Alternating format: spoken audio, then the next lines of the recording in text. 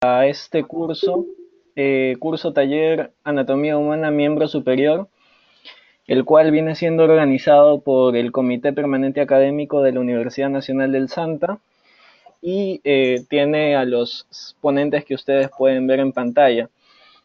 El día de hoy vamos a tocar el primer tema, el tema introductorio a la anatomía, anatomía del miembro superior. Y bueno, está a cargo de mi persona, soy Anthony Bautista Pariona, como ya lo había mencionado, estudiante de la Universidad Nacional del Santa, localizada en Chimbote, del quinto año de medicina, ¿no? Agradecemos a todos quienes han hecho posibles esto. Agradecemos al director actual CPA de la UNS, Manuel. Agradecemos a todos los miembros CPA y a todos los ponentes que permiten que esto sea posible. Entonces vamos a dar inicio. Nuevamente les pido a todos poder apagar sus micrófonos, ¿sí? Desconectar sus micrófonos para poder escucharnos de una manera adecuada.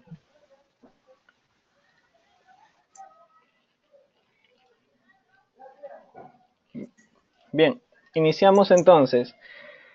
Vamos a hablar sobre qué es la anatomía, de qué trata la anatomía y con qué ciencia se relaciona la anatomía. En algunas universidades el curso de anatomía se integra dentro de otras cuatro ciencias, ¿no? Y toman el nombre de morfofisiología o de morfo simplemente, ¿no? El cual integra la anatomía humana, la embriología, la histología y la fisiología.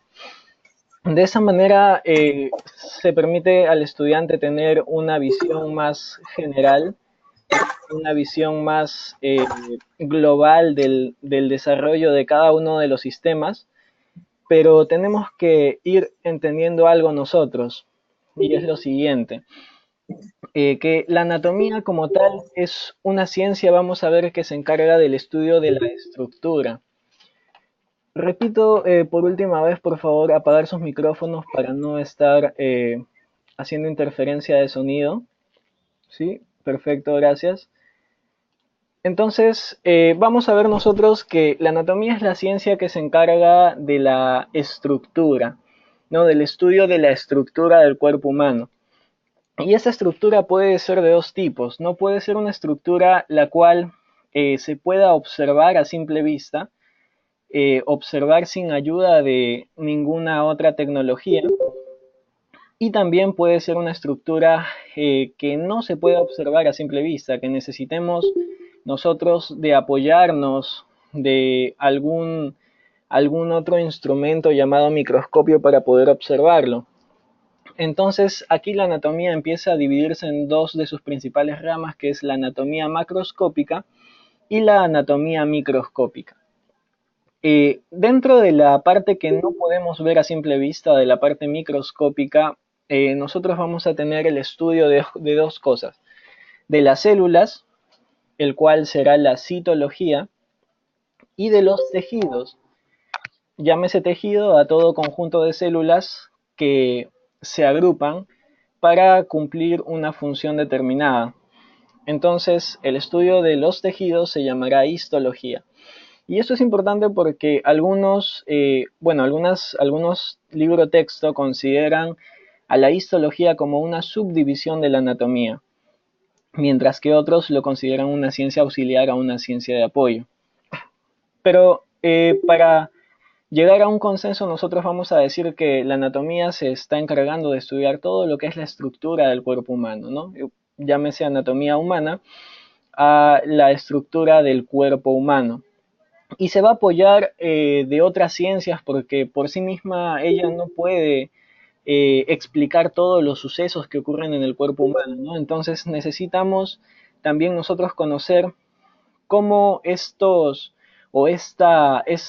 órganos que están formados o estas estructuras que nosotros podemos ver a simple vista, qué existe microscópicamente dentro de ellos. Y aquí tenemos a la histología y a la citología, que ya lo habíamos mencionado.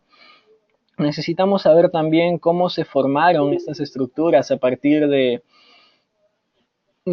una fusión de células, ¿no? Llámese la fecundación, y a partir de un conjunto de células indiferenciadas que vendría a ser el cigote y su posterior segmentación, y cómo de una simple célula que se forma con un complemento cromosómico nuevo se transforma hasta un nuevo ser y permite que se desarrolle y se diferencie en los distintos organismos o en las distintas estructuras que nosotros podemos observar luego en un ser humano adulto.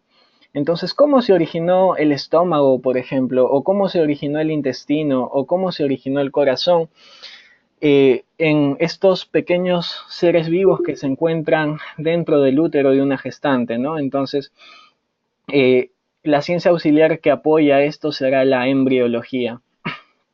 Y no solamente el cuerpo humano y la ciencia se basa en estudiar cómo está conformado, cómo es la estructura del cuerpo humano, sino le interesa para la comprensión clínica más adelante saber cuál es la función de cada una de estas estructuras. Y aquí, al hablar de función, tenemos nosotros a la fisiología. Entonces vemos cómo este conjunto de distintas ciencias no van a agruparse, van a complementarse y van a generar un estudio más completo de la estructura a la cual nosotros queremos estudiar. Entonces, eh, ya hablamos de esto y ahora vamos a tocar y vamos a tratar de qué es la anatomía en sí, qué significa la anatomía y todo lo que corresponde a este tema. Ahora, la anatomía viene de dos voces griegas, ¿no? Ana y tomos. Ana significa a través de, tomos significa corte. Entonces, etimológicamente, anatomía significa el conocimiento que se puede lograr a través de cortes. ¿Y esto a qué nos hace referencia? Nos hace referencia a la práctica más antigua, la forma más antigua, el origen del desarrollo de este cuerpo de conocimientos anatómicos, que es la disección, ¿no? Di significa también a través y sección cortes, entonces implica a partir de cortes en un cadáver poder nosotros descubrir el mundo interno de una persona, ¿no? Descubrir cómo está conformado el ser humano internamente mediante los distintos cortes que se le realizan a un cadáver. La anatomía se originó de esta manera. Hasta antes de Vesalio, ¿no? Aproximadamente en el 1600, la Iglesia Católica pues prohibía todo tipo de profanación del cuerpo de un cadáver. Eso en el mundo occidental, en el mundo oriental, el Islam también lo prohibía y lo prohíbe hasta la actualidad. Entonces, a los anatomistas de esa edad solamente les quedaba pues imaginar cómo estaba formado el cuerpo humano interiormente. Vesalio, considerado el padre de la anatomía, ¿no?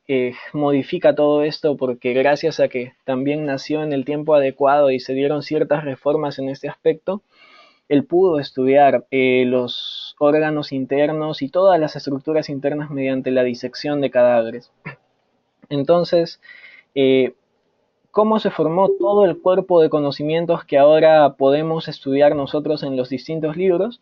Pues la única forma es remontándonos a los orígenes de la anatomía, que es justamente la disección. Y es tan así o tan importante esta disección en anatomía que el término, la palabra anatomía, fue acuñado gracias a dos voces griegas que significan esto. Y como habíamos mencionado, pues la anatomía estudia la estructura del cuerpo humano, no estudia las estructuras que lo componen, la morfología del cuerpo humano. Sin embargo, para fines prácticos y lo que vamos a estudiar en este curso son las estructuras macroscópicas, es decir, lo que yo puedo ver a simple vista, ¿no? Lo que se puede observar sin necesidad de cualquier otro o de cualquier otro instrumento. Y es el caso de lo que estamos observando aquí en la siguiente figura, ¿no? Estamos observando, por ejemplo, de rojo, ¿no? En esta región señalada por el puntero a la arteria facial, a la vena facial o a una arteria temporal superficial con sus dos ramas terminales. Eh, Estas estructuras las logramos observar a partir de la disección, porque obviamente si la piel estuviera colocada en su región, no las podríamos visualizar. Entonces, a través de la disección de este cadáver se pueden observar estas estructuras macroscópicas y esto va a ser parte también de nuestras clases prácticas que vamos a llevar durante el transcurso de esta asignatura. Actualmente existen técnicas de imagen, ¿no?, que nos permiten el estudio justamente de estas estructuras en un ser humano vivo sin necesidad de hacerle cortes.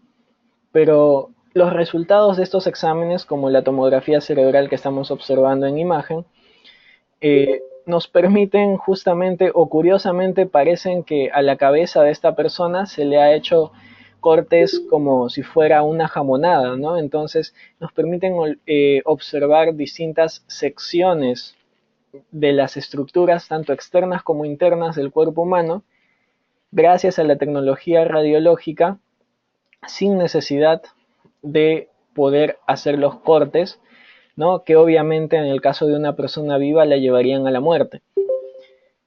Todo basado en el principio de la disección, como habíamos mencionado inicialmente. A esta variante, bueno, primero, a la ciencia que se encarga del estudio de estas técnicas de imagen se le llama radiología. Pero hay cierta conexión con la anatomía, entonces se acuñará el término anatomía radiológica, que es justamente donde la anatomía y la radiología logran conectarse entre sí. Es decir, es el estudio de las estructuras anatómicas normales mediante la utilización de técnicas de imagen. Y bueno, parte de la aplicación de los conocimientos anatómicos y en la rama de la medicina en la cual se puede observar todo el despliegue de la anatomía por sí misma es la cirugía. Y qué mejor mención de que algunos de nuestros antepasados no hicieron proezas para su época en cirugía. Y tenemos aquí a la cultura Paracas, ¿no?, que gracias a las trepanaciones craneanas, pues son considerados uno de los primeros cirujanos a nivel mundial, ¿no? Paralelamente en su tiempo hay 2 o 3 culturas que logran desarrollar cierta técnica quirúrgica, con éxito obviamente, pero ninguna de ellas, además de los Paracas, se había aventurado pues a poder manipular estructuras tan delicadas como las estructuras cerebrales mediante este tipo de intervenciones. Esto es reconocido, por ejemplo, en un libro, ¿no?, La historia del cerebro, de la cual ha sido extraída la imagen que están observando a continuación, ¿no? Entonces menciona una calavera, ¿no?, peruana con una evidente trepanación y la cual actualmente reside pues en el Museo Americano de Historia Natural.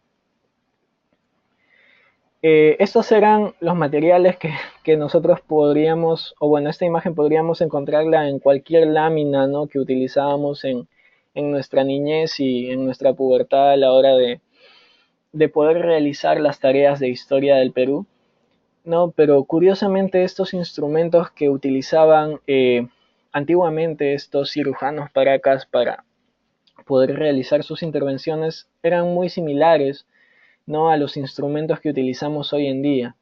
Se encuentran bastantes similitudes y justamente pues el origen de muchos de los instrumentales que utilizamos hoy en día se basa en la observación de hechos pasados y en la adaptación y perfeccionamiento de instrumentos antiguos. Bien, entonces hasta este momento fue la parte introductoria, ahora sí vamos a hablar de la ciencia de anatomía como tal, ¿no? Y pues tenemos que dentro del estudio de la anatomía vamos a observar distintas variantes. Es decir, vamos a ver el término anatomía regional, vamos a ver el término anatomía sistémica, anatomía de superficie, anatomía radiológica, anatomía clínica. Primero, la anatomía tiene 2 grandes enfoques, la anatomía regional y la anatomía sistémica. El otro nombre con el que se puede identificar a la anatomía regional es topográfica. El otro nombre con el que se puede identificar a la anatomía sistémica es descriptiva.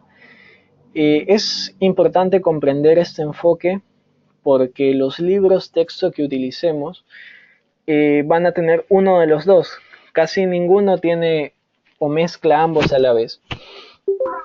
¿Y en qué se basa esto?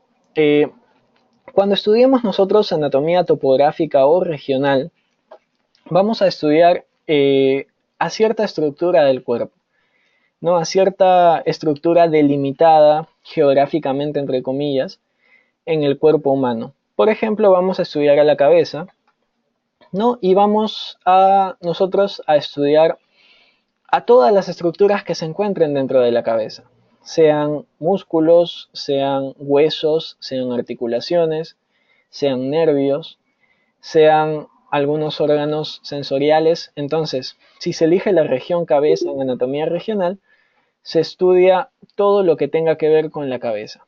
Si en anatomía regional se elige la región anatómica llamada mano, se estudia todos los huesos, todas las articulaciones, todas las arterias, todos los nervios que se encuentren en la mano. Es decir, aquí a la anatomía regional no le importa qué tipo de tejido es o a qué sistema pertenece, no, simplemente se encarga de estudiar todo lo que se encuentre en cierta región anatómica. De aquí lleva su nombre, ¿no? Anatomía regional o topográfica.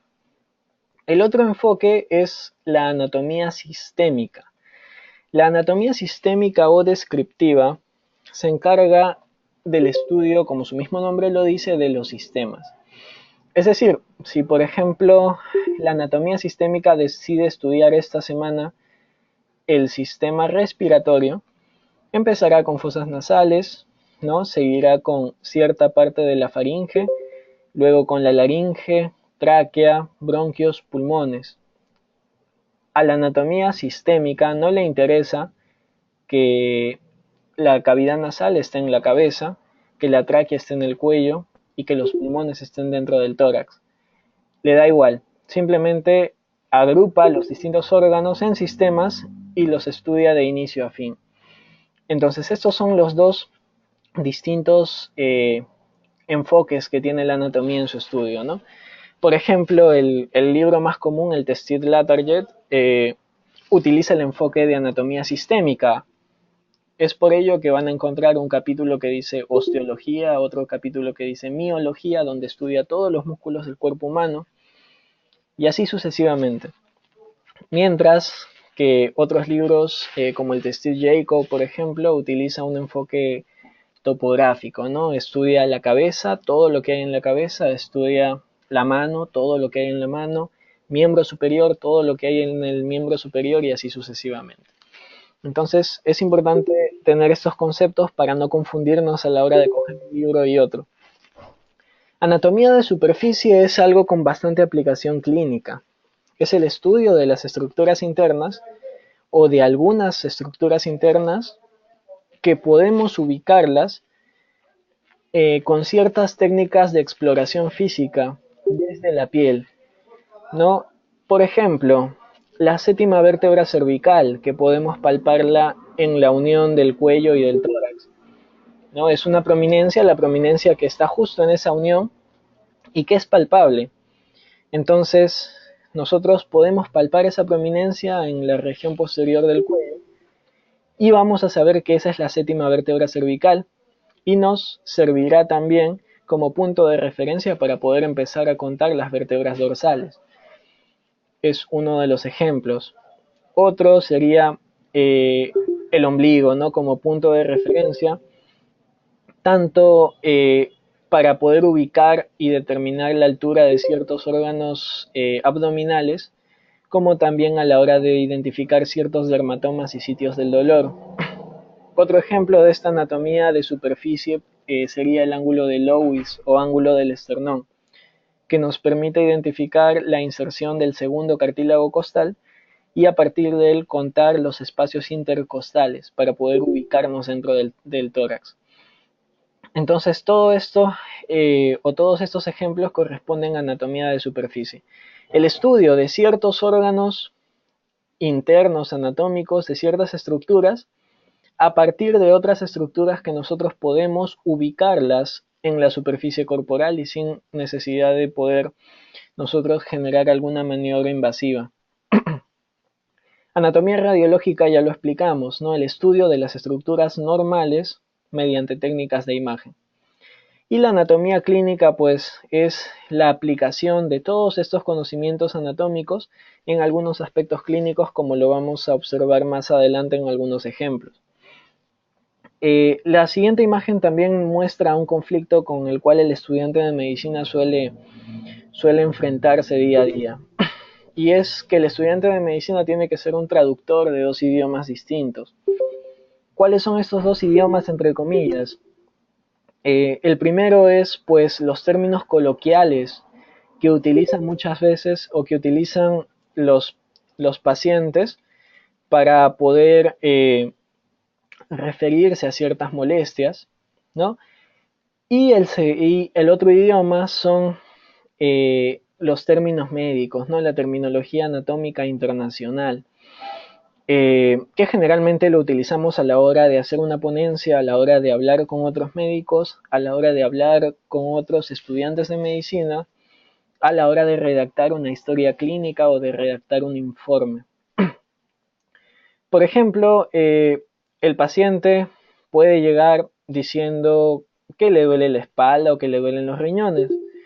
Y esto puede deberse a un montón de causas, ¿no? Puede ser desde un cólico renal hasta una simple lumbalgia o incluso una ciática con sus definiciones de cada una de ellas que son distintas.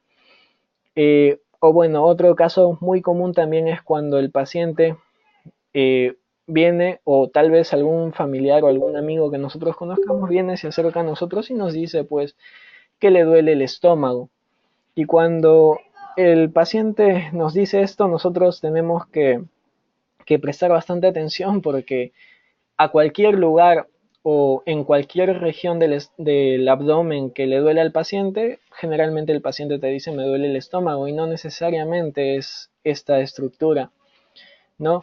Eh, Luego de hablar o de tratar de entender estos términos coloquiales, debemos nosotros evaluar al paciente, pues, y posteriormente traducirlo a términos anatómicos, que es un ejercicio un poco difícil para algunos en nuestra formación.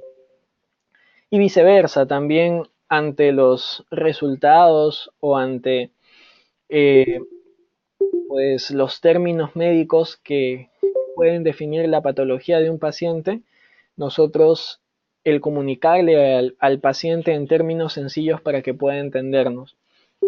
Entonces, esta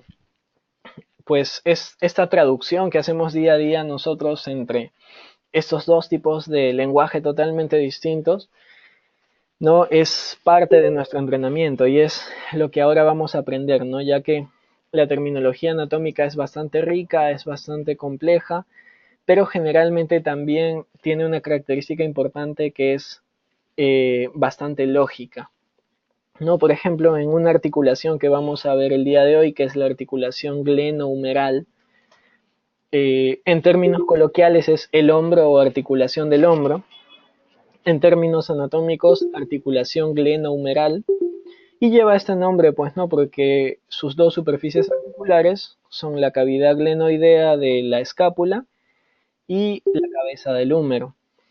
Entonces, eh, también dentro de este idioma médico, por así decirlo, tenemos algunas variantes y algunas raíces también, ¿no? Que serían la terminología anatómica internacional, la cual utiliza este tipo de ejemplos que te acabo de mencionar.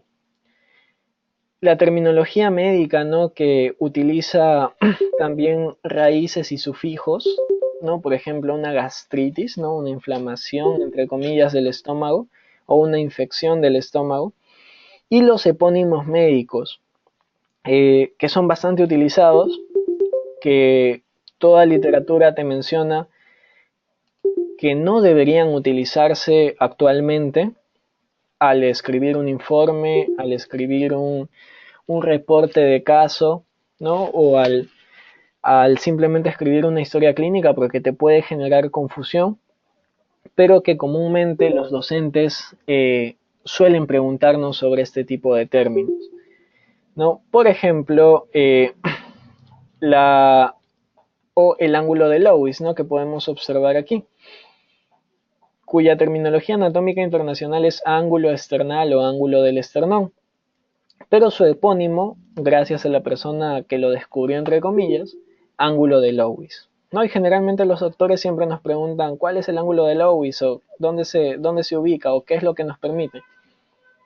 O la trompa de Eustaquio, ¿no? cuyo verdadero nombre dentro de terminología anatómica internacional es tuba auditiva o trompa auditiva. La trompa de Falopio, ¿no? Cuyo verdadero nombre es la tuba uterina o trompa uterina. O la arteria mamaria interna, un nombre que se le da, ¿no? Un nombre que no debería utilizarse actualmente, que nos hace referencia a la arteria torácica interna. Y así existen una variedad de nombres en medicina que ustedes van a ir observando, ¿no? En anatomía, que tienen una denominación anatómica internacional, pero que también tienen el nombre de su descubridor, que serían los epónimos médicos. Entonces, dentro de la terminología anatómica internacional, debemos nosotros aplicar las razones lógicas, ¿no? Aplicar la lógica. Y para esto nosotros debemos disecar, entre comillas, los nombres. ¿Cómo es esto? Por ejemplo, podríamos nosotros hablar de la unión gastroesofágica, ¿no? La unión gastroesofágica, y su mismo nombre nos dice que es la unión, pues, entre el estómago y el esófago. También podríamos hablar del músculo digástrico, ¿no? Y podríamos decir, tratando de separar estos términos, estos nombres, separar y mencionar, di viene de dos, gástrico o gastros viene de vientres musculares. Entonces el músculo digástrico será un músculo que tenga dos vientres musculares. Y ya lo estudiarán y se darán cuenta que es así, que existe un tendón intermedio entre estos dos vientres. Y también se aplica la lógica aquí, ¿no? Porque algunos nombres musculares o de otras estructuras tienen cierta relación a su forma, a su localización o a su acción. Por ejemplo, el deltoides, ¿no? El deltoides viene su nombre, oides en forma de, y la primera raíz es delta, ¿no? La letra griega delta que tiene forma de un triángulo. El bíceps, de igual manera, bi, dos, ceps viene de céfalos, de cabezas. El bíceps tiene dos cabezas, justamente. O el músculo piriforme que tiene forma de pera, ¿no? Entonces, algunos nombres se asemejan a la forma del músculo, otros a su localización. Por ejemplo, el músculo subescapular, que se localiza en la fosa subescapular. Y otros de acuerdo a su acción. Por ejemplo, el músculo elevador de la escápula, ¿no? Cuya acción es ascender justamente este hueso llamado escápula. Y de esta manera, también existen algunas abreviaturas, ¿no? Que suelen ser un poco comunes y que generalmente se utilizan a la hora de elaborar una historia clínica. No deberían utilizarse porque algunas pueden prestarse a una doble interpretación, pero generalmente en la práctica común del estudiante de medicina, del interno y del médico, pues es que en la historia clínica, por escribir lo menos posible y porque el tiempo nos gana, solemos poner estas abreviaturas. ¿No? Por ejemplo, ATM, que es articulación temporomandibular, ¿no? De esta manera suele abreviarse esta articulación. Y aquí lo que veníamos mencionando, ¿no? Podemos observar en la izquierda, ¿no? El músculo deltoides, justamente tiene una forma triangular, una forma de delta griega. En la imagen del medio, los músculos intercostales, ¿no? Cuyo nombre viene de inter, entre, costales, costillas, justamente se localizan ahí. Podríamos observar en la imagen de la derecha, ¿no? El músculo tensor de la fascia lata, el cual es el que estoy señalando con el puntero, ¿no? Y cuya acción es tensar justamente esta estructura blanca tendinosa que estamos observando, que antes se llamaba fascia lata y actualmente se llama tracto iliotibial, ¿no? Entonces, tensor de la fascia lata es un nombre de acuerdo a su acción, ¿no? Porque tensa esta estructura que antes se denominaba fascia lata. Ahora, otro tema importante al hablar de anatomía también es la posición anatómica. ¿No? ¿Por qué? Porque a la hora que nuestros docentes nos pidan una descripción de alguna estructura, tenemos que nosotros describir a toda estructura en posición anatómica. ¿Cómo se da esto? La posición anatómica tiene tres requisitos básicos. Es que el paciente esté de pie con los ojos y dedos de los pies mirando hacia adelante, que los miembros inferiores estén juntos y que los brazos se encuentren aducidos y en supinación. ¿Qué significa supinación? Significa que las palmas de las manos deben estar mirando hacia adelante, ¿no? Entonces, cuando tenemos al paciente como en la primera imagen que podemos observar ahí, nosotros podemos describir cualquier estructura, ¿no? Y en esta mujer, por ejemplo, que se muestra en la imagen, podríamos decir que las mamas están encima del ombligo y se encuentran más lejos de la línea media. Estos, en términos anatómicos, se podría mencionar de la siguiente manera, ¿no? Las mamas son superolaterales en relación al ombligo. Esos términos lo vamos a ver en las siguientes diapositivas, pero toda descripción de toda estructura se debe realizar en posición anatómica, excepto de los órganos internos, los cuales se describen en posición de cúbito supino, ¿no? Que significa con el paciente echado de espaldas y con la parte ventral hacia arriba, ¿no? ¿Por qué? Porque estos órganos, si los describiéramos en posición anatómica, por efecto de la gravedad, caerían y estarían más abajo de lo que usualmente se describe. Los planos anatómicos también es importante a la hora nosotros de observar distintas imágenes anatómicas, ¿no? Tenemos, simplemente recordando lo que vimos en la pre, ¿no? El plano medio o plano sagital, que es aquel que divide al cuerpo humano en una mitad derecha y una mitad izquierda. Cualquier plano que tenga el mismo sentido, pero que no se localiza exactamente en el punto medio, se llamará plano parasagital. ¿Ok? Plano parasagital. Este es el primer plano. El segundo plano, el plano frontal o plano coronal, aquel que divide el cuerpo humano en una mitad anterior, una mitad de adelante y una mitad de atrás o llamada posterior. Y tenemos también el plano transversal, ¿no? También llamado axial, también llamado horizontal, que es aquel que nos divide al cuerpo humano en una mitad de arriba, una mitad superior y una mitad de abajo, una mitad inferior. Entonces, estos son todos los planos anatómicos que hay y es importante a la hora de nosotros observar una imagen, ¿no? Porque nos permitirá decir, por ejemplo, un corte transversal de la siguiente imagen que vamos a observar. Y lo que les decía, ¿no? Esto nos permite observar distintas secciones. Por ejemplo, una sección sagital o longitudinal, ¿no? Un corte de esta manera que nos permitirá orientarnos y ver qué estructura vamos a reconocer. Una sección transversal, un corte transversal, nos muestra la misma estructura de una distinta manera. Al igual que una sección oblicua también nos da distintas vistas de la misma estructura que nosotros vamos a observar.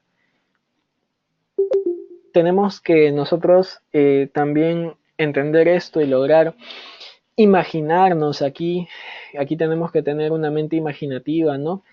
Porque el libro texto nos va a entregar estas imágenes por separado y nosotros basándonos en estas imágenes que se dan en los tres ejes básicos, podemos construir mentalmente una imagen tridimensional a partir de imágenes que solamente tienen dos dimensiones. También tenemos nosotros términos anatómicos, terminología anatómica, ¿no? Es decir, en anatomía tú no vas a decir que la cabeza está arriba del tórax o que los miembros inferiores, ¿no? Se encuentran abajo del abdomen. Tienes que utilizar ciertos términos, ¿no? Que te permiten poder hablar adecuadamente el lenguaje anatómico. Tenemos el término superior o craneal, que significa que una estructura se encuentra más arriba de la otra. No lo que mencionábamos, la cabeza es superior al tórax. O por ejemplo, el corazón es superior al estómago. Significa que en posición anatómica el corazón se encuentra encima del estómago, que la cabeza se encuentra más arriba del tórax. De esta manera, su opuesto es el término inferior caudal, ¿no? Es lo que se encuentra más abajo.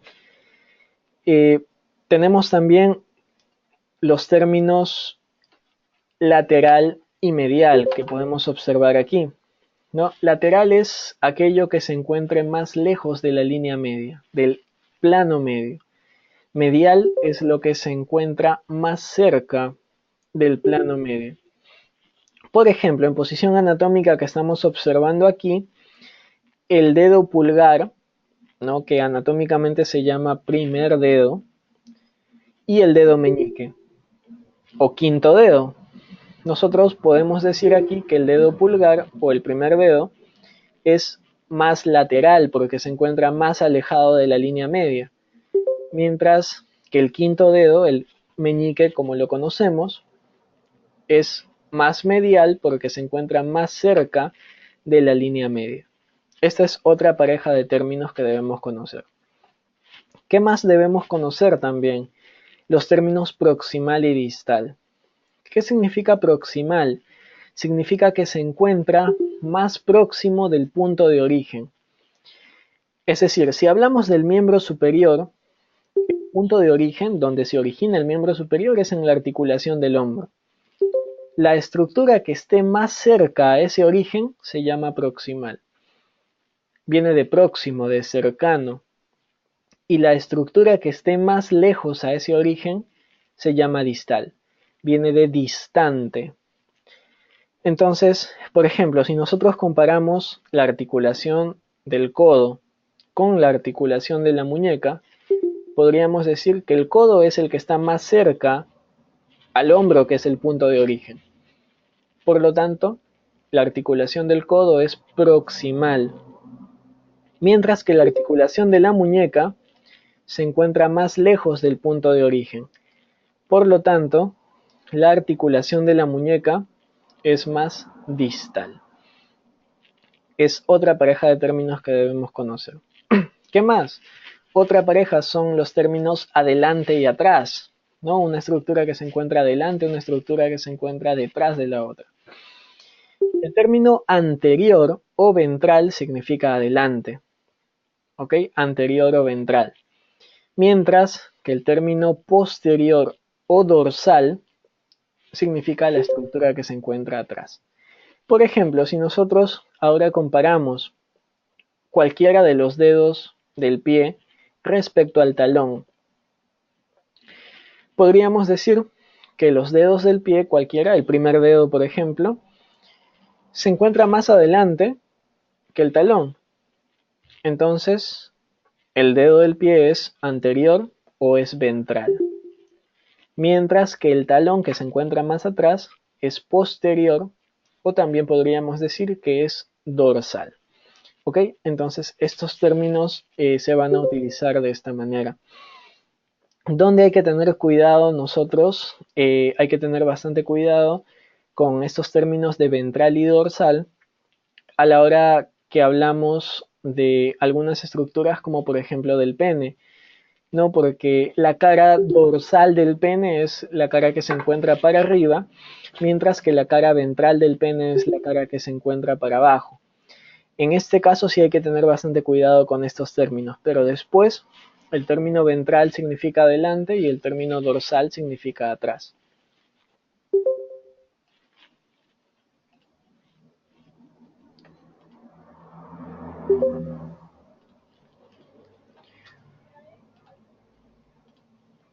Ok. ¿Qué más debemos conocer? ¿Qué otros términos debemos conocer? Pues el término superficial y profundo. Y aquí sí hay que tener bastante cuidado. ¿Por qué?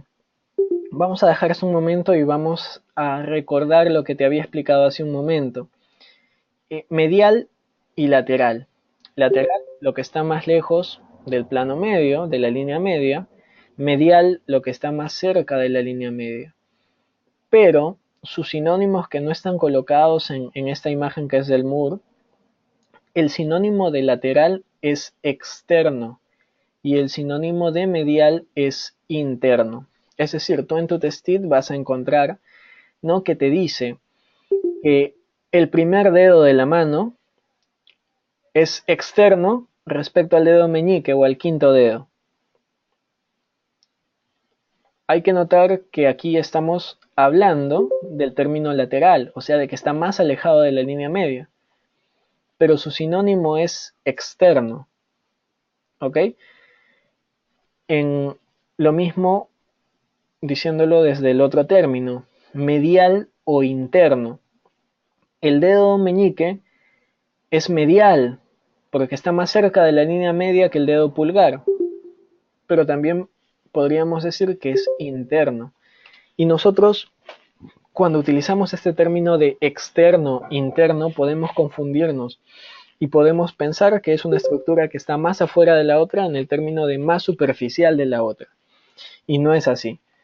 No, siempre hay que tener presente que cuando te hablan de interno o externo, te están hablando de lateral y de medial.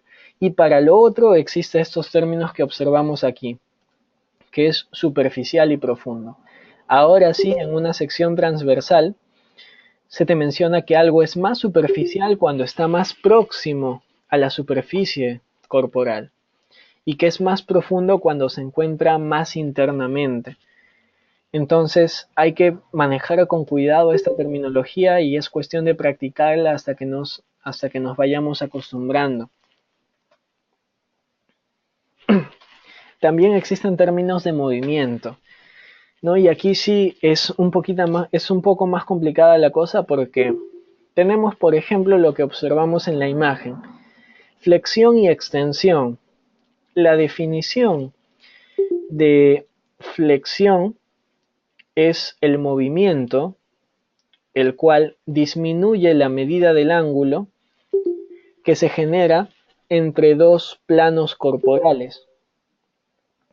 Extensión es todo lo opuesto, es el movimiento que incrementa el ángulo entre dos planos corporales. ¿Cómo es esto? Observamos la imagen de aquí del medio y observamos el brazo y el antebrazo. Entonces estos dos planos corporales generan un ángulo.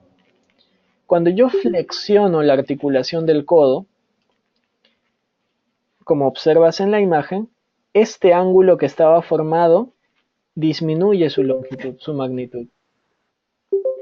En caso contrario, cuando yo hago la extensión de este segmento, estos dos planos que tenían un ángulo, este ángulo aumenta su magnitud, aumenta su tamaño. Esa es la definición de flexión y extensión. El problema es que a la hora de evaluar las distintas articulaciones, estos movimientos son un poco raros. Por ejemplo, en la cabeza, la flexión es llevar la cabeza hacia adelante, la extensión es llevar la cabeza hacia atrás. Igual, al momento de mover el dorso, ¿no?, el tórax, flexionar el abdomen, el tórax sobre el abdomen, es hacer el movimiento que observas en la imagen hacia adelante. Y extender el abdomen es el movimiento que ves en la imagen, es llevarlo hacia atrás. Ya te expliqué cómo sucede en la articulación del codo. En la articulación del hombro observa lo siguiente. Flexión es llevar todo este miembro superior hacia adelante. Extensión es llevarlo hacia atrás. Igual en la articulación de la cadera, ¿no? Este movimiento de azul es flexión y este movimiento de verde es la extensión. Mientras que en la mano cambia la cosa, ¿no? En la mano, mira, la extensión es llevar la mano hacia la parte dorsal y la flexión es llevarlo hacia la parte ventral. Igual en los dedos, mira, la flexión, este movimiento de azul, y la extensión, este movimiento de verde. Y en la mano se suman otros términos más, ¿no? Como son la oposición, que es llevar el dedo pulgar y el dedo meñique y juntarlos. La reposición, que es el movimiento opuesto, que es separar el pulgar del meñique. Y la supinación y pronación. La supinación es el movimiento de llevar la palma de la mano hacia adelante Y la pronación, el movimiento de llevar la palma de la mano hacia atrás. Y todo esto nos permite, o bueno, estos términos, ¿no? Nos permiten ubicarnos en el espacio, ¿no? En todo este mundo tridimensional de la anatomía, ubicar los movimientos que se pueden generar, ¿no? Esos movimientos, como hemos visto, sirven para poder imaginar la acción de los músculos, ¿no? Por ejemplo, tendremos al músculo que vamos a ver en el miembro superior, al pronador cuadrado o al pronador redondo, cuya acción son la pronación. Entonces ya sabemos qué es pronación. Tenemos al supinador largo o braquiorradial, cuya acción es la supinación. Entonces ya conocemos el movimiento de la supinación. Tendremos a un músculo flexor superficial y flexor profundo de los dedos, cuya función justamente es flexionar, como su mismo nombre lo dice, los dedos. Entonces ya conocemos este movimiento. Para poder facilitarnos las cosas en ese momento es que debemos nosotros aprender y practicar esta terminología anatómica. Y esa imagen que observamos en este momento es un corte transversal, ¿no? Principalmente en el cuello, más o menos a la altura de la vértebra cervical 4 a cervical 6, ¿no? Por la presencia de la tráquea y de la glándula tiroides. Entonces, aquí podríamos ejemplificar superficial y profundo, ¿no? Podríamos decir, por ejemplo, que este músculo que observamos aquí señalado por el puntero, ¿no? Que es el músculo platisma o músculo cutáneo del cuello, o músculo mioide, según otra literatura también, es superficial respecto a este otro músculo que observamos aquí, que sería el esternocleidomastoideo, ¿no? Entonces, esto nos permite ejemplificar esto. No podríamos decir que es externo o interno, porque acuérdate que esos términos, externo significa lateral, interno significa medial. Otros movimientos también que podremos observar en distintas articulaciones, ¿no? La rotación interna, la rotación externa o rotación medial, rotación lateral, como su nombre está escrito ahí. La aducción, que es llevar un miembro, acercarlo hacia la línea media, ¿no? Como vemos ahí, acercarlo hacia la línea media. Y la abducción, que es lo contrario, es alejarlo de la línea media. Rotación externa, rotación interna, igual acá en miembro inferior. Aducción hacia la línea media, abducción por afuera de la línea media. Circunducción, ¿no? Algunas articulaciones, como la articulación de la cadera y la articulación del hombro, te permiten este movimiento. Flexión dorsal del pie, flexión plantar del pie. Aquí podremos hacer otra aclaración también. Cuando leas flexión dorsal, otros libros te lo pueden mencionar como extensión del pie. Entonces, flexión dorsal es lo mismo que extensión. Y flexión plantar es lo mismo que decir solamente flexión del pie. ¿Por qué te menciono esto? Porque, por ejemplo, y nos ha pasado a la mayoría que hemos llevado anatomía en su momento, una literatura te dice la flexión del pie y vas a curiosear tu otra literatura y te dice la flexión plantar o la flexión dorsal. Entonces tú empiezas a pensar y dices, mi literatura no me dijo la flexión, pero ¿cuál de las flexiones? ¿Flexión plantar o flexión dorsal? Y te hiciste un mundo y empezaste a trabarte.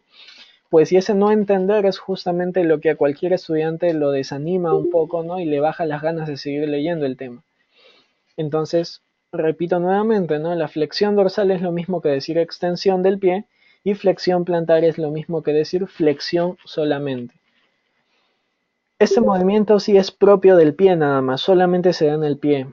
La inversión, que es llevar la planta del pie hacia la línea media, y la eversión, que es llevar la planta del pie por afuera de la línea media. ¿Qué otros movimientos tenemos? ¿No? Las flexiones laterales. Es justamente este movimiento de llevar el tronco hacia el costado. La rotación en el caso de la cabeza y en el cuello. O la rotación en el tronco, el cuello y la cabeza. la elevación de los hombros, ¿no? Por ahí leímos hace un momento el músculo elevador de la escápula, ¿no? Tiene que ver con esta función. El descenso de los hombros. En la articulación temporomandibular, ¿no? Tenemos un movimiento de protrusión, que es llevar el mentón hacia adelante, y la retrusión, que es llevar el mentón hacia atrás. Tenemos también otro movimiento en la articulación del hombro, que es la protracción y la retracción. Entonces, todos esos términos son bastante confusos, ¿no? Son un poco tal vez engorrosos a la hora de estudiarlos, pero la única manera, o bueno, la mejor manera que hasta el momento he encontrado para poder aprender estos términos de movimiento es nosotros jugar con nuestro cuerpo, ¿no? Llevar nuestra mandíbula hacia adelante y mencionar que eso es protrusión. Entonces tú mentalmente vas hablando protrusión y llevas tu mandíbula hacia adelante. Retracción o retrusión y lo llevas hacia atrás. Mueves tu hombro, haces el movimiento que observas en la imagen y vas hablando mentalmente protracción, retracción. Entonces de esa manera los nombres se te van a quedar. Y cuando empieces a practicar y jugar de esa manera, vas a empezar a sentir cómo para hacer este movimiento algunos músculos se van a contraer. Y ya más adelante, cuando estudies tus músculos, vas a poder identificarlos más o menos, o vas a imaginarte que el músculo que estás moviendo en ese momento es el que has estudiado. ¿Por qué? Porque su función es justamente la protracción de la articulación del hombro, por ejemplo, ¿no? Que es lo que estamos observando a continuación. Otra cosa importante también a la hora de los exámenes prácticos, ¿no? La lateralidad, lo que los docentes le llaman el nombre completo de la estructura. A la estructura te dicen tienes que ponerle su nombre y apellido. ¿Cómo es esto? ¿No? Por ejemplo, chévere, vi que es el nervio frénico el que está ahí, ¿no? Oye, pero ¿es el frénico derecho o el frénico izquierdo? Y a veces por el apuro, ¿no? Al momento del examen, solemos colocar solamente frénico o nervio frénico nada más. Y hay algunos docentes que son bastante especiales con este aspecto, ¿no? Y te descuentan algunos puntos si es que no colocas completa la estructura. Entonces hay que tener bastante cuidado con esto. Al momento nosotros de mencionar una estructura debemos ser bastante precisos. Y otro aspecto también a tener en cuenta es las variaciones anatómicas, ¿no? Que es algo que usualmente el estudiante a veces encuentra en sus cadáveres y que también te nubla un poco el juicio, ¿no? Y la visión que has tenido. ¿Qué significa esto? Que todos los seres humanos somos distintos, ¿no? Lo que describe la anatomía, sí, casi siempre es lo más común. El 90% de los casos tiene esa descripción anatómica, pero habrá algunas personas en las cuales la anatomía cambia un poquito, ¿no? Y alguna rama arterial no salga de donde debe salir, sino de otra arteria. O algún músculo puede estar presente y no puede estar presente a la vez, ¿no? Entonces, a veces nosotros, oye, pero aquí debería estar tal cosa, o esta arteria debe nacer de tal lugar, y nos desesperamos en ese momento, pues no, nos frustramos en ese momento. Hay que entender que para generar un libro texto también, la persona, el autor, pues no, o los autores, estudiaron una cantidad inmensa de cadáveres, ¿no? 500 cadáveres, 200 cadáveres. Y lo que ellos te mencionan es lo que ellos encontraron en la mayoría de los casos. Pero ¿qué tal si por otra suerte del destino, ¿no? Otro autor estudia pues otro grupo de cadáveres y encuentra justamente estas variaciones. Entonces, no te desesperes tampoco cuando abras un libro de anatomía y te dice una cosa, ¿no? Te dice, por ejemplo, el origen de la arteria tal es este, y abras otro libro y te diga, el origen de la arteria tal puede ser este, pero también puede ser este, que son los patrones más comunes, ¿no? Entonces, tienes que tratar de entender ese aspecto, ¿no? que generalmente lo que te describe un libro es lo que el autor encontró en la mayoría de sus experimentos, es decir, el patrón más común, lo que sucede en más del 50% de los casos. Esto también genera frustración, ¿no? Porque como te decía, lo que tú encuentras a la hora de diseccionar es distinto de lo que te dice el atlas a veces, ¿no? Generalmente, no siempre. Eh, Luego también las ramas, ¿no? De distintas cosas. Hay gran cantidad de ramas y esto también puede variar. Pero a la hora de un procedimiento quirúrgico clínico se deben tener bastante presente estas variaciones, ¿no? Porque nos puede generar justamente esta variación una diferencia entre un procedimiento bien hecho y uno mal hecho. Y todo esto tiene que ver con la embriología, ¿no? Es decir, se originaron estas variaciones porque toda estructura deriva embriológicamente de algo y a la hora justamente de esta diferenciación celular, tal vez la arteria nació un poquito más adelante de donde debería nacer y es aquí donde se presentan estas variaciones. Y vamos a ver un ejemplo de ello, ¿no? Las variaciones del arco de la aorta, que lo coloco justamente porque cuando me preparaba, cuando estudiaba el curso de anatomía en mi segundo año fue lo que encontré en un cadáver. Y el 70% de los casos es lo que el libro te dice. No, que el arco de la aorta tiene 3 ramas principales, además de las coronarias que ya nacieron a este nivel, que son el tronco brachiocefálico derecho, la arteria carótida primitiva izquierda y la arteria subclavia izquierda.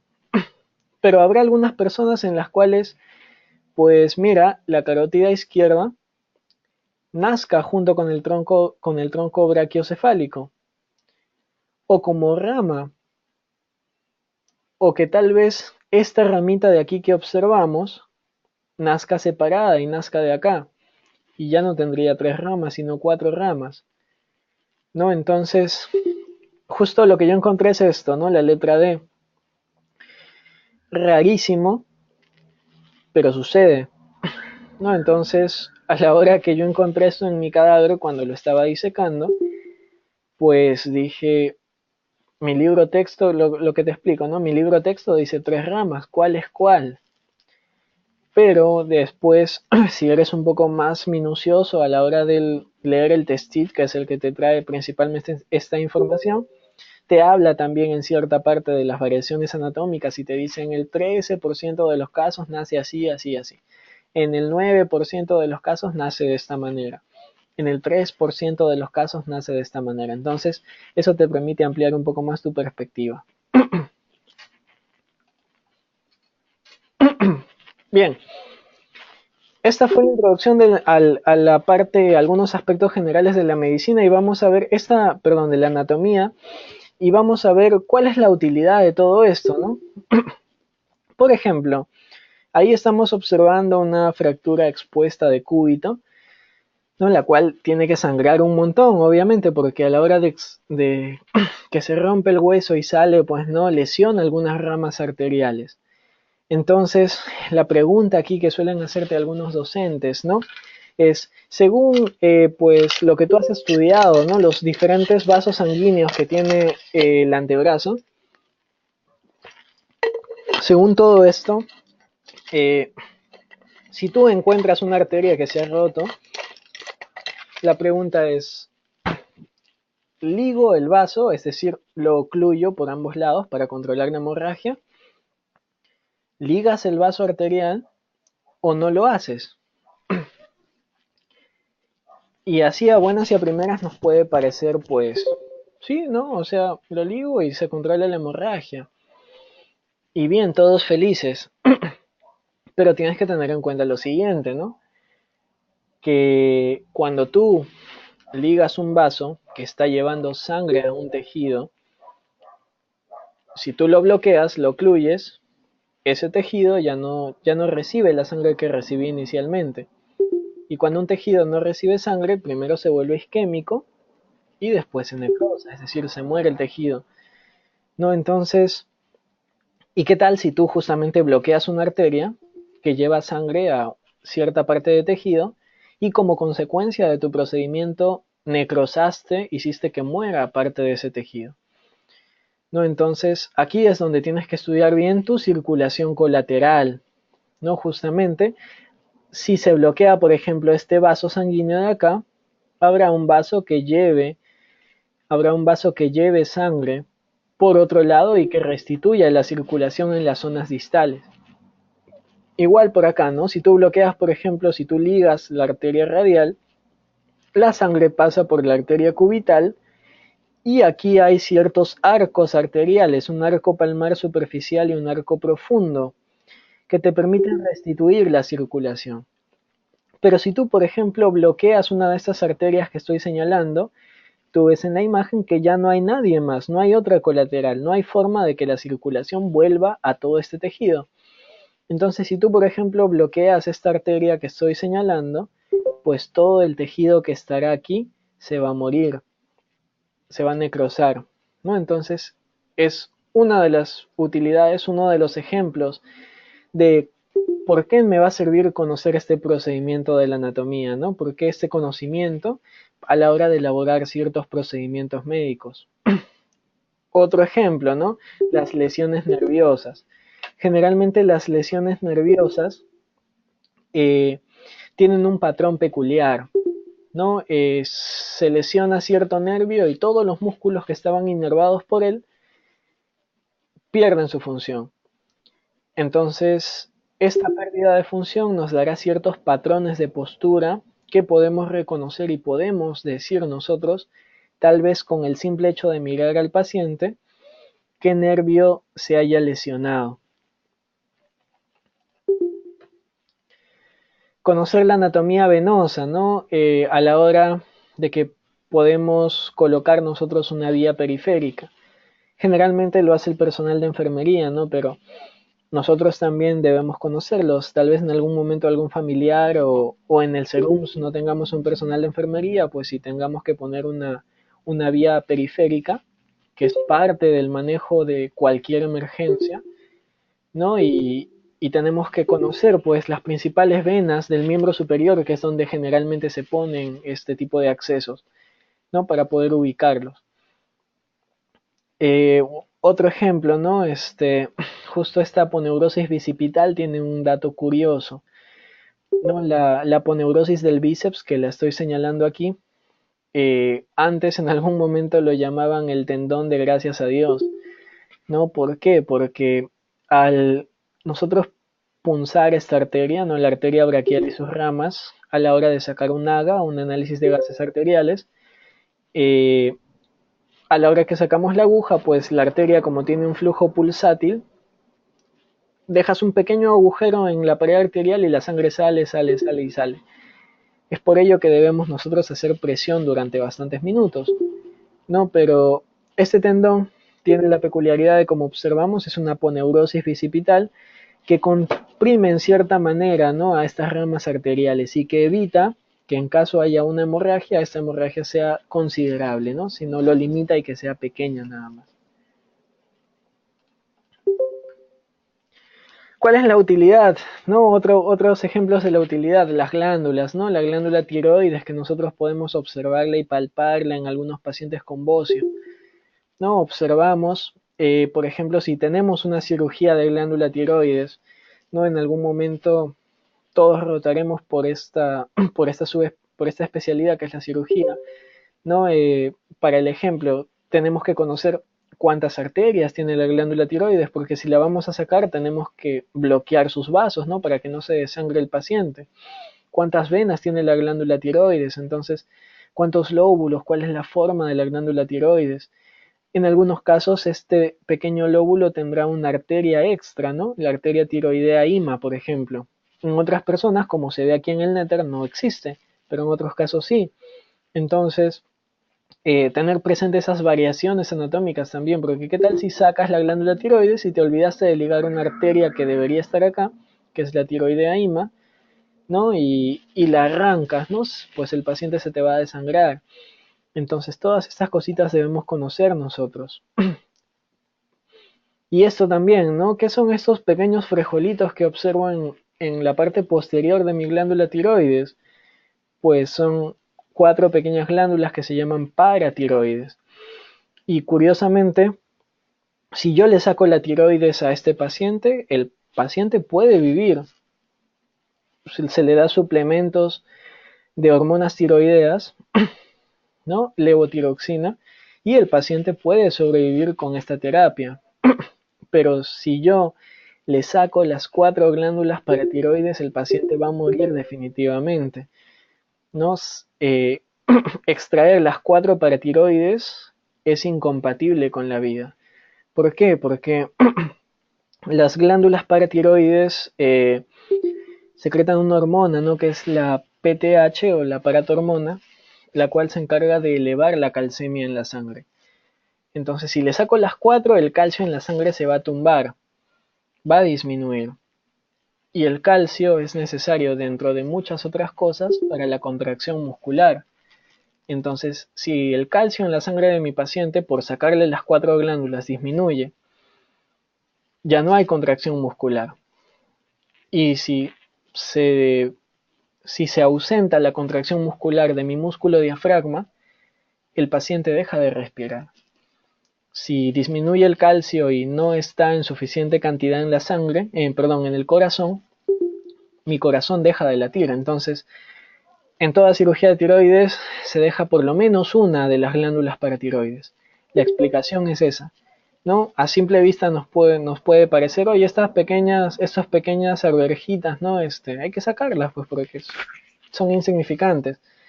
Pero no es así. Conocer la anatomía y la función de cada estructura nos permite evidenciar todo esto. Otro ejemplo de algunos usos de la anatomía, ¿no? Un dolor en fosa ilíaca derecha en una paciente de sexo femenino en edad reproductiva. Generalmente, dolor en fosa ilíaca derecha, nosotros lo primero que pensamos así de golpe es apendicitis, ¿no? Pero también tener en cuenta que en pacientes femeninas existen las trompas de falopio en la cual se puede anidar un embarazo ectópico, ¿no? Entonces, siempre lo que a todos nos dicen, ¿no? Es que debemos realizar una prueba de embarazo en sangre, un beta-HCG, para descartar esta posibilidad, o en todo caso una ecografía para poder ver si hay un embarazo ectópico o verdaderamente es una apendicitis, ¿no? Entonces, ¿cuáles son los procedimientos médicos, ¿no? Que requieren conocimientos de anatomía? Todos. Todos los procedimientos que vamos a realizar necesitan que conozcamos la anatomía. Lo que habíamos visto hace un momento, ¿no? Un catéter venoso periférico. Tenemos que canalizar una vena y las venas generalmente son variables, pero hay algunas que son constantes, entonces podemos hacerlo, pero para eso necesitamos conocer la anatomía venosa. Una intubación endotraqueal, ¿no? Debemos conocer qué estructuras estamos viendo y estas cuerditas que serán son las cuerdas vocales, ¿no? ¿Qué es esto que observo? El epiglotis, la lengua, mira, la hemos desplazado con el laringoscopio. ¿Qué es esta abertura? Es la glotis. Oye, nunca lo había visto de esta manera, ¿no? Pero todos los conocimientos que tenemos o que formamos nos van a servir para que sepamos qué estructuras estamos observando cuando hagamos un procedimiento. Y aquí lo mismo, ¿no? Las cuerdas vocales cerradas en este caso y abiertas en este caso, dejando un pequeño pasaje que es la glotis, y en ese pequeño pasaje es donde nosotros tenemos que poner el tubo endotraqueal. Y así es como se ven en la vida real, ¿no? Con un laringoscopio que tenga cámara. Otro ejemplo, el catéter venoso central, ¿no? Algo un poco más complicado, un procedimiento más avanzado. Para esto debemos conocer la anatomía, ¿no? Del sistema venoso, principalmente pues de las venas yugulares, venas subclavias y cómo se fusionan para formar los troncos brachiocefálicos, ¿no? Que observamos aquí, y posteriormente la cava superior, y obviamente esta cava superior llega a la aurícula derecha, ¿no? Entonces, conocer cómo se forma este sistema venoso, cómo se relaciona con otras estructuras. Mira, aquí está pintado de verde, ¿no? El músculo esternocleidomastoideo, que tiene 2 pilares, un pilar esternal y un pilar clavicular. Y justamente esta vena yugular interna, ¿no? Pasa entre los dos pilares del esternocleidomastoideo. Entonces, siempre en una de las recomendaciones cuando quieres poner la vía ahí, pues, ¿no? Es hacerlo entre los dos vientres, entre las dos cabezas del esternocleidomastoideo. Y así otras relaciones con la clavícula y todo, y con otras estructuras superficiales que nos permitan ubicar estas venas a la hora de hacer ese procedimiento. Otro ejemplo, ¿no? La anestesia epidural o la anestesia raquídea.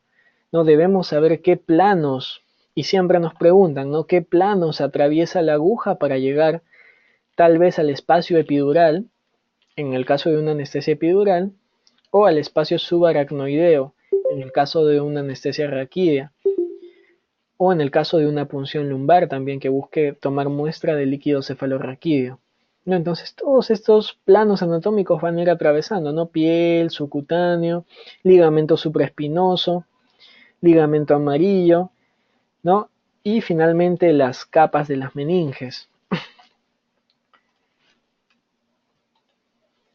Igual en esta manera, ¿no? Al momento de ver la anatomía del cráneo y las meninges, ¿no? Los distintos espacios, ¿no? El espacio epidural, el espacio subdural, el espacio subaracnoideo y cuántas capas han llegado para poder localizar esta estructura. Las referencias anatómicas, ¿no? ¿Dónde se hace la punción? Algunos mencionan entre L4 y L5, otros mencionan entre L2 y L3 o entre L3 y L4, ¿no? ¿Por qué? Justamente porque, como observamos en esta imagen, ¿no? La médula espinal culmina justamente en el disco intervertebral de L1 y L2. Y después hay unas ramificaciones nerviosas que se llaman la cola de caballo o caudequina, ¿no? Pero la idea es la siguiente. Por debajo de la vértebra lumbar 2, si nosotros hacemos la punción, va a ser mucho menos probable que nosotros lesionemos el tronco de la médula espinal, porque este ya culminó encima del nivel que vamos a punzar, ¿no? Entonces, ¿qué pasa si nosotros, por ejemplo, ponemos la aguja entre la T12 y L1? Tenemos mucho riesgo de que si se nos va la mano, podemos pinzar con la aguja, ¿no?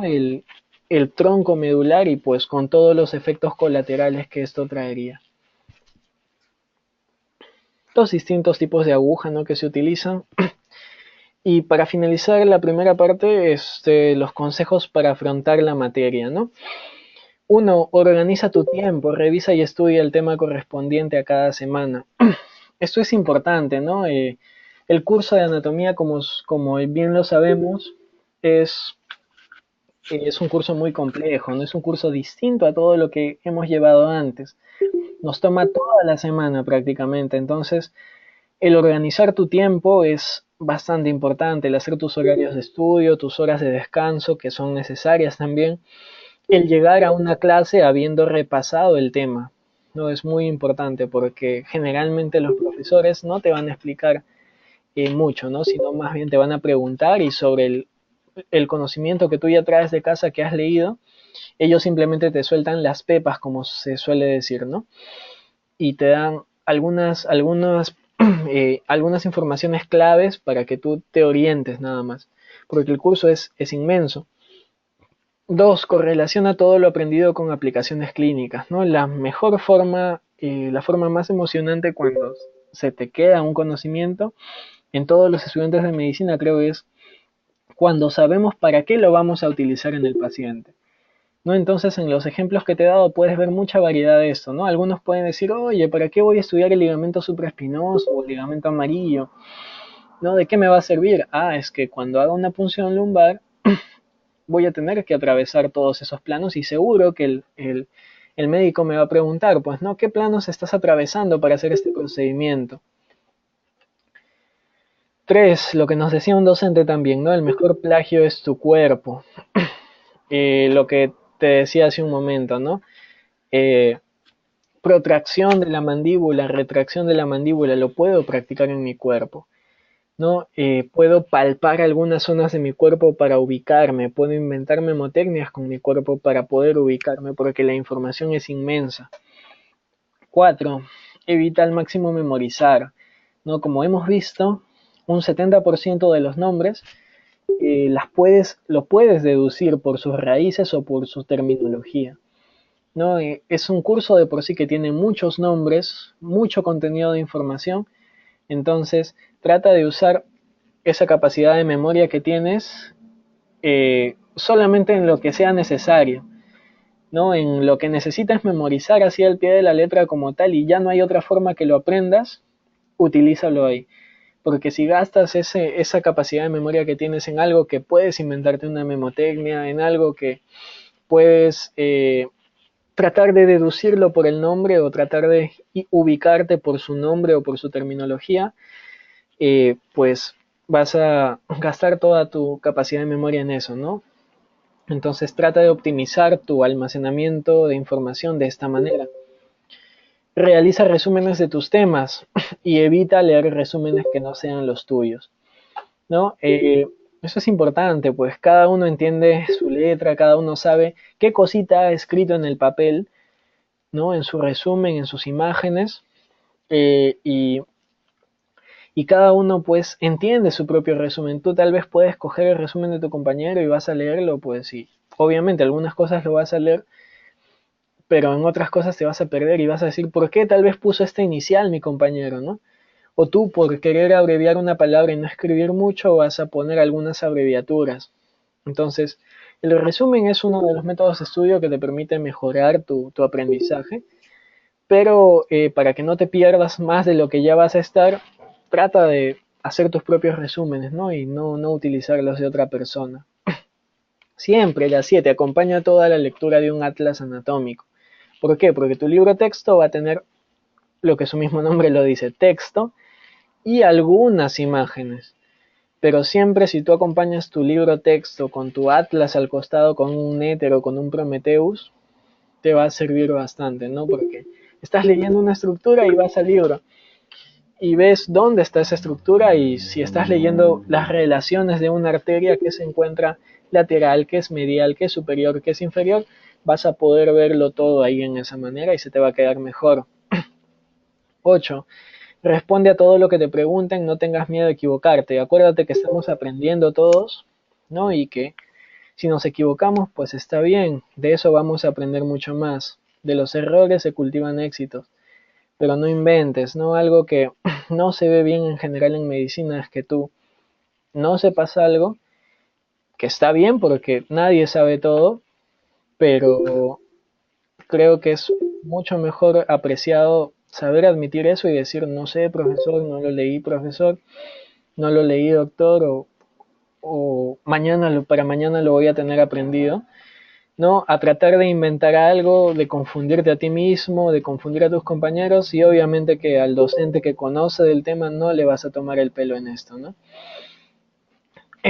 No consideras que todo está escrito por la vieja escuela, ¿no? Aquí anatomía es uno de los cursos que menos ha cambiado, ¿no? De hecho, utilizamos libros de 1800, de 1900 y siguen siendo vigentes porque la mayoría de conocimientos está ya escrito.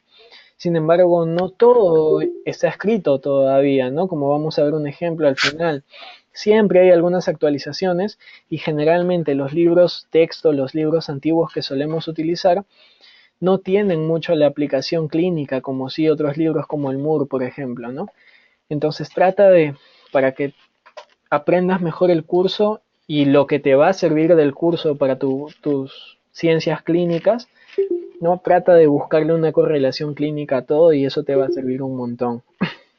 Consejo más que no lo había puesto, se me había pasado, es el hacer dibujos. ¿No? A veces aprendemos mucho mejor haciendo dibujos o leyendo un tema y debatiendo con nuestros compañeros, ¿no? De esta manera las ideas se fijan mucho mejor. Diseca, mete la mano en el cadáver, ¿no? Obviamente sin malograr las estructuras, pero ese tiempo que tú crees que estás perdiendo, disecando, levantando piel, cortando, te permite aprender en el mismo cadáver las estructuras que tú vas a observar. ¿no? Pero eso sí, para disecar obviamente no vas a ir simplemente de tu casa y vas a cortar como se te ocurra, ¿no? Porque vas a malograr estructuras, sino para tu disección tienes que haber revisado bien tus libros, ¿no? Revisar qué se encuentra primero, qué se encuentra más profundo, qué se encuentra luego en la siguiente capa de profundidad.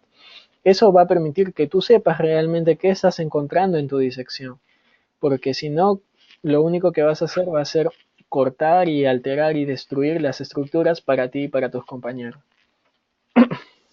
Bien, esa fue el primer tema de introducción a la anatomía. Y bueno, según el temario que nos habían agendado a nosotros, también tendríamos que hablar algunas cosas, ¿no? Sobre la osteología del brazo y de la cintura escapular, ¿no? Es decir, tres huesos principales y de la articulación glenohumeral, y lo vamos a ver de manera rápida para ya culminar esta ponencia. El miembro superior tenemos nosotros que poder observar que se divide en regiones, ¿no? Y los cortes son los que están ahí colocados en las líneas. La primera región es la región del hombro o la articulación glenohumeral, como su mismo nombre lo dice, pero también la cintura escapular, que pertenece al miembro superior. Ojo, por más que la clavícula y el omóplato de la espalda estén donde están localizados, la cintura escapular pertenece, dentro del estudio de la anatomía, al miembro superior. La segunda región es la región del brazo, la tercera la del antebrazo y la cuarta la de la mano, ¿no? Incluyendo las articulaciones que contiene. El primer hueso de ellos, ¿no? De los dos que forman la cintura escapular, es el omóplato o escápula, ¿no? En el omóplato tendríamos que decir que es un hueso de forma triangular, que tiene una cara posterior y una cara anterior, es un hueso plano, y que tiene algunas salientes, ¿no? Algunas protrusiones que debemos conocer. Ese es el omóplato en la cara anterior.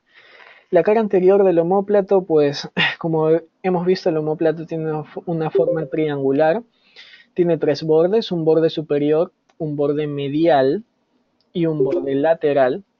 Tiene tres ángulos, un ángulo superior, un ángulo inferior y un ángulo lateral o externo, el cual este ángulo lateral o externo no es un ángulo verdaderamente en sí, sino se encuentra aplanado. Ahora, la cara anterior, toda esta estructura, presenta una fosa, una depresión, que se llama fosa subescapular y que recibe ese nombre porque ahí se inserta el músculo subescapular.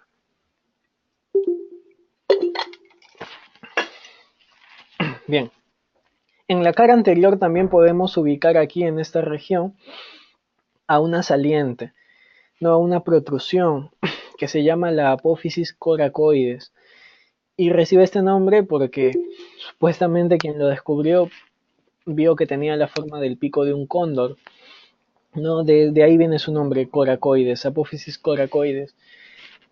Este sitio sirve de inserción para algunos músculos y para algunos ligamentos.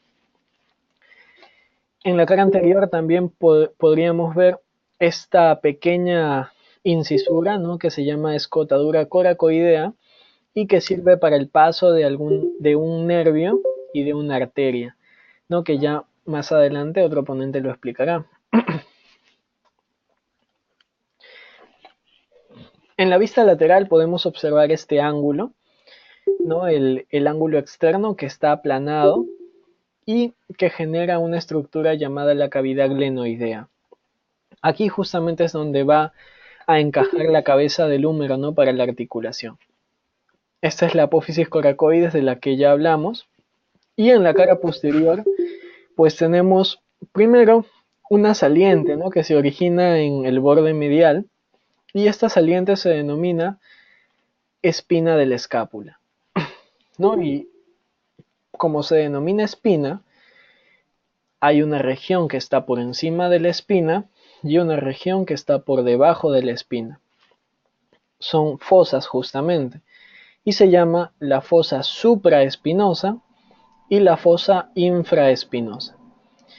aquí se insertan justamente los músculos supraespinoso y el músculo infraespinoso.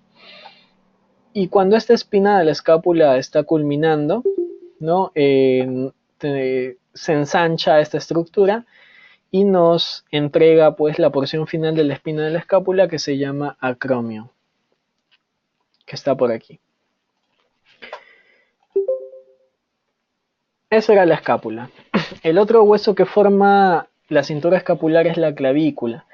¿No? Y la clavícula es el típico hueso que se menciona que tiene forma de S itálica, ¿no? Y que tiene dos extremos, un extremo acromial y un extremo external. Esta extremidad external tiene una forma más cuadrada, mientras que la extremidad acromial tiene una forma más aplanada. Ahora, tiene dos caras, la clavícula, la cara superior y la cara inferior, ¿no? Y aquí podemos observar en la cara inferior principalmente algunas estructuras importantes, ¿no? Como la línea trapezoidea o el tubérculo conoideo, que van a hacer o van a permitir la inserción de los ligamentos trapezoides y conoides, ¿no? Que vamos a ver más adelante en la como parte de la articulación glenohumeral. Y aquí también en la cara inferior hay un surco, ¿no? El surco subclavio, que permite la inserción del músculo subclavio. Es lo principal que deben saber de la clavícula, ¿no? Entonces aquí tenemos la cintura escapular, miren, la escápula o omóplato, ¿no? Que se une por el acromion a la clavícula y que permite que todo el miembro superior esté unido hacia el tórax. Luego el tercer hueso del que vamos a hablar es este, justamente el húmero, ¿no? Entonces el húmero es un hueso largo, ¿no? Que como todo hueso largo tiene una diáfisis y dos epífisis. La epífisis proximal presenta varias estructuras. Primero presenta la cabeza del húmero, que va a ser la que articule con la cavidad glenoidea para la articulación glenohumeral. Y como toda cabeza tiene su cuello, entonces aquí tenemos al cuello del húmero, pero con la peculiaridad de que este nombre es cuello anatómico del húmero. Porque existe otro cuello, ¿no? Que está a este nivel que estoy señalando en este momento y que es el cuello quirúrgico. Entonces, aquí hay que diferenciar bastante. El cuello anatómico es esta estructura que observamos aquí, que une la cabeza del húmero a lo que queda de la epífisis proximal. Ahora, el cuello quirúrgico no es una estructura anatómica, es decir, no es una prominencia, no es una línea, no es un surco que vamos a nosotros a encontrar, sino es una línea imaginaria, ¿no? Al nivel que se está mencionando, porque a este nivel es donde ocurre la mayor frecuencia de fracturas de hueso, ¿no? Generalmente por un impacto fuerte que ocurre a este nivel. Entonces vamos a hablar, o van a ver en su momento, las fracturas del cuello quirúrgico. ¿Qué más tiene? Tiene dos tubérculos, ¿no? O tuberosidades, tuberosidad mayor y tuberosidad menor, también llamados por otras literaturas troquíter y troquín. Y aquí justamente se insertan cuatro músculos, que son los famosos músculos del manguito rotador, ¿no? Dentro del troquíter se inserta el supraespinoso, el infraespinoso y el redondo menor, y en el troquín o tuberosidad menor se inserta el subescapular. Y entre estas dos tuberosidades o tubérculos se forma un canal, como tú estás observando, y se denomina corredera bicipital o surco intertubercular, ¿no? Inter, entre, tubercular, de los tubérculos. Su nombre también, como te había dicho, es corredera bicipital porque por aquí pasa el tendón de la cabeza larga del bíceps braquial, ¿no? Para que se inserte posteriormente en el tubérculo supraglenoideo que estoy señalando. ¿Qué más podemos observar? Pues a nivel del tercio medio tenemos una saliente, ¿no? Una prominencia llamada tuberosidad deltoidea. Aquí se inserta el músculo deltoides. Luego en la cara posterior observamos en toda la diáfisis un surco, ¿no? Un surco que va de medial hacia lateral. A esta estructura se le llama canal de torsión o también se le llama surco para el nervio radial, porque justamente por aquí está pasando el nervio radial. Y esto es importante porque si en algún momento se nos menciona, ¿no?, que hay una fractura del húmero a nivel del tercio medio, pues el nervio que probablemente esté lesionado es el nervio radial, porque justamente pasa por este trayecto. En el tercio distal, ¿no?, en la epífisis distal podemos observar varias estructuras también. Podemos observar los epicóndilos lateral y medial, ¿no? Epicóndilo lateral, epicóndilo medial. Tienen otras literaturas, le dan otro nombre también. Al epicóndilo lateral le llaman epicóndilo a secas y al epicóndilo medial le llaman epitróclea. También tenemos a la tróclea, como observamos aquí. Esta estructura se llama tróclea, la tróclea aquí, y en la cara posterior, encima de la tróclea, tenemos la fosa olecraniana, ¿no?, donde va a encajar el olecranon del cúbito en la articulación del codo. Aquí encima de la tróclea podemos observar una fosa que es la fosa coronoidea. Aquí esta fosa coronoidea va a corresponder con la apófisis coronoides del cúbito también.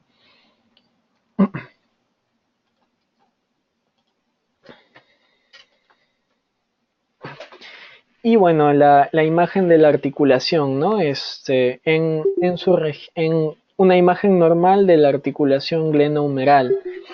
Es importante que veamos bien esta imagen porque al final de la exposición, ya no falta mucho, he colocado algunas imágenes de algunas patologías justamente de la articulación. Entonces, antes de pasar eso, vamos a volver a esta imagen. Finalmente, la articulación glenohumeral, ¿no?, es la articulación del hombro, como habíamos mencionado, que está formada por dos superficies articulares, que son, uno, la cabeza del húmero, y dos, la cavidad glenoidea. Sin embargo, hay que tener presente, ¿no?, que esta cavidad glenoidea, como ves aquí, esta imagen es esto. Esta cavidad glenoidea es pequeña, mira, la cavidad glenoidea solamente es este tamaño nada más. Entonces, podríamos decir que la cabeza del húmero queda sobrando todo ese tamaño. Es por ello que existe una estructura de fibrocartílago que forma una especie de C, como observamos aquí, y que permite incrementar la superficie donde va a encajar la cabeza del húmero. A esta estructura se le llama rodete glenoideo. Otros libros también lo llaman labrum, ¿no? Entonces, esta estructura de fibrocartílago permite incrementar la superficie. Ahora, esos eran las dos superficies articulares, la cavidad glenoidea y la cabeza del húmero, ¿no? Pero adicionalmente a esto, tiene sus medios de fijación que son ligamentosos, y estos medios de fijación incluyen varios, ¿no? Incluyen una cápsula articular que está engrosada arriba, atrás y adelante, ¿no?, llamándose los ligamentos glenohumerales. Entonces, en esta región la cápsula articular se engruesa y forma los ligamentos glenohumerales. Por lo tanto, la parte más débil de esta cavidad es la parte de abajo, porque la parte inferior no está reforzada. Entonces, por aquí puede ocurrir las luxaciones. Otro medio de fijación importante son los músculos, ¿no? Los músculos es el medio de fijación más importante, es lo que permite que la cabeza del húmero siga encajada en la articulación. Y los otros medios de fijación son los ligamentos, ¿no? Como habíamos visto, la línea trapezoidea para el ligamento trapezoide, el tubérculo conoideo, que habíamos visto en la cara inferior de la clavícula, para el ligamento conoide. Los dos en conjunto se llaman ligamentos córacoclaviculares, ¿no? El ligamento córacoclavicular de apófisis coracoides y de clavícula, ¿no? Coracoclavicular está formado por el trapezoide y el conoide. Tenemos un ligamento acromio clavicular también que está uniendo el acromio a la clavícula. No hay un ligamento coracoacromial que une el acromio a la apófisis coracoides. Y todos estos ligamentos, además de los que ya hemos mencionado, pues estabilizan la articulación glenohumeral. Y por último, como les había mencionado, observemos bien la forma, ¿no?, de esta articulación normal para observar las patologías. Ahí está. Entonces, primera patología, ¿no? Solamente vamos a ver tres. La primera es la fractura de clavícula. No, la fractura de clavícula es mucho más común en el tercio medio de la clavícula. Aquí estamos observando cómo el hueso se fractura. Y curiosamente el extremo medial tiende a elevarse, mientras que este tiende a caer. ¿Por qué? Porque justamente aquí en la clavícula se inserta el esternocleidomastoideo, que se inserta en la clavícula y en el esternón y va hacia la apófisis mastoides del hueso temporal. Entonces este músculo, cuando se fractura la clavícula, tiende a jalar hacia arriba a este extremo del hueso. No es por ello que suelen superponerse los huesos y encajarse de esta manera en una fractura de clavícula del tercio medio. Otro ejemplo aquí es la otra fractura de clavícula igual, ¿no? Pero esta vez en la parte más externa. Esto es un poco más raro. Igual observamos cómo la parte medial de la clavícula se ha elevado por acción del esternocleidomastoideo. La siguiente, ¿no? Ahí estamos observando la cabeza humeral, el acromion y la clavícula. Y esto es lo normal, ¿no? Que estén unidos por un ligamento acromioclavicular. Pero cuando hay una luxación de la articulación acromioclavicular, pues la clavícula se eleva nuevamente. Y como habíamos visto, hay unos ligamentos que unen la clavícula a la apófisis coracoides, ¿no? Vamos a recordar esto brevemente. Mira, ligamento acromio clavicular, esta es la clavícula, este es el acromio, y esta es la apófisis coracoides. Entonces la clavícula normalmente está unida a la apófisis coracoides por estos ligamentos, el trapezoides y el conoides. Si se disloca esta articulación, si se luxa esta articulación y estos ligamentos se rompen, la clavícula sube por acción del músculo esternocleidomastoideo. Entonces, esto es lo que vamos a observar aquí. Se disloca la articulación y técnicamente los ligamentos coracoclaviculares se han roto también, por lo cual la clavícula asciende. ¿No? Entonces, con esta imagen ya podemos establecer cierto diagnóstico. Y esto, ¿no? Que serían las luxaciones del hombro. La luxación de la articulación glenohumeral. Hay dos patrones, el patrón de luxación anterior y el patrón de luxación posterior. Es decir, cuando la cabeza del húmero se luxa y va hacia adelante, que es la que observamos aquí, observemos la imagen normal. Mira cómo debe estar. Hay una pequeña superposición entre el borde de la cabeza del húmero y el borde de la clavidad glenoidea, pero en este caso, en una luxación anterior, que es esta de aquí, de la cabeza humeral, la cabeza humeral se ha hecho inferior y se ha hecho medial y se superpone a la cavidad glenoidea.